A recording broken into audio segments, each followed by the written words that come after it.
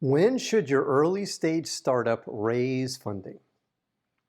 Most CEOs wait too long before they raise their seed funding or venture funding, which almost always results in their startups failing. I don't want that to happen to you. I've raised over $100 million in venture capital and private equity funding. In today's video, I'm going to explain to you, should you raise funding? Are you ready to raise funding? Who should you raise money from? And finally, when should you raise money? I hope you like it. Hi, I'm Brett. On my channel, I help early stage startup CEOs like you raise money and grow your startup. So if this sounds like you, then hit the subscribe button and the bell so you get notified every time I release a new video. Let's get started. Should you raise funding? This is a little bit of a trick question. Since every startup has to raise funding, think about it. Either you, your friends, or your family are going to fund your startup, or you'll have professional investors like angel investors or VCs fund your company. So the real question is, should you continue bootstrapping or raise money from investors? I'm going to give you a 3-step criterion to answer this question. Number 1, is your startup fundable by angel investors or VCs? Most startups aren't fundable by professional investors. In fact, 99% of all startups never take any investor funding. So it's better to know this than to waste a bunch of your time trying to raise money from people that aren't going to invest. Here's what investors look for, and this is in no particular order. Number 1, can your startup generate a 10x to 30x return on investment in 7 to 10 years? Number 2, is your startup in an area the investor is interested in? Number 3, are you geographically in an area that is easy for investors to meet with you? Now, this is not as important as it used to be. Number 4, is there something groundbreaking about what you're doing? And number 5, are you, the CEO, someone they believe in and they want to work with? Now, number 2, do you really need to find angel funding or VC funding to achieve your goals? Now, if you don't need outside funding, then please don't take any money. It's just going to create extra problems that you don't need. And you're going to be much happier too, by the way. Number 3, are you willing to give up control of your startup to investors? Now, here's what I don't mean, and here's what I do mean. I don't mean that you won't be running your startup. Your new investors will be expecting you to run your startup, period. End of story.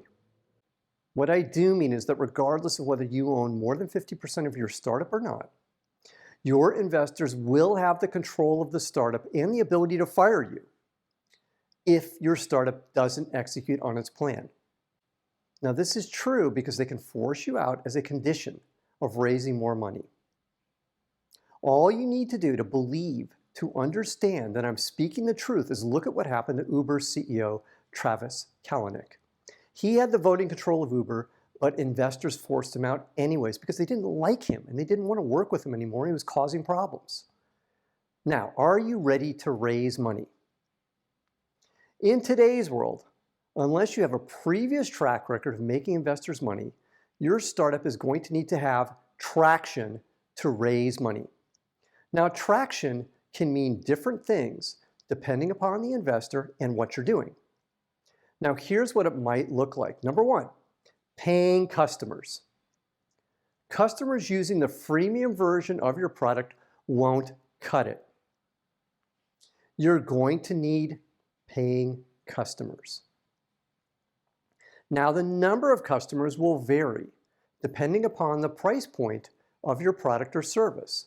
The lower the price point, the more customers you're going to need.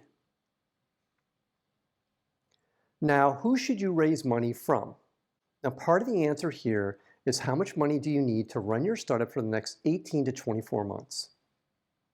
Raising money that doesn't give you this amount of runway makes it harder to raise the money because you'll need to raise money before you've shown enough progress, hurting your chances of raising money. Now we get to the second question. If you have an ARR of at least $1 million, then you can likely raise amounts of $2 million or more. Now I want to emphasize again that these are general guidelines that may not hold depending upon your startup. But let's say your ARR is $100,000 per year. Then you're likely going to have to raise money from angel investors. And that amount will likely be smaller than $2 million. In fact, it might be only $50,000 or maybe $100,000. If this is the case, then you're going to have to adjust your plan accordingly. In other words, you'll have to make the money last longer. You'll have to do less, pay yourself and your co-founders less, and hire less people. Now, this is just life in the big leagues. Now, when should you raise money? As I said at the beginning of today's video, too many CEOs wait too long before they raise money. I've had too many CEOs ask me for help raising funding when their runway is down to like 1 month or something like that. And I have to tell these CEOs that they're in deep trouble and that there's really nothing I can do to help them because they've waited too long. I don't want that to happen to you. Now, here's the deal. It typically takes around 6 months, plus or minus, to raise a round of funding. So I always suggest to startup CEOs that they give themselves at least 1 year to raise their funding. Now, why 1 year? It gives you a buffer just in case you're unlucky, like I was. Now, if you feel like you're too early, 1 year out from your cash out date to raise money, then slow down your spending to give yourself more time. I know it's tough, but raising money is not easy. It's really, really hard. Remember, for every 100 face-to-face meetings that an angel investor or VC takes, they will invest in one startup. One. That's it. My point is there's no guarantee that just because you want to raise money, that you will raise money.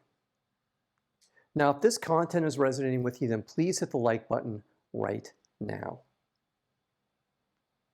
Now, here's a summary of what we've learned today.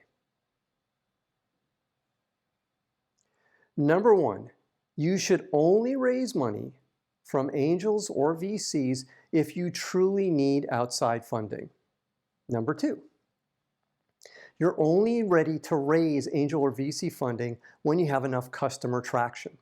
And customer traction means, in almost every case, paying customers.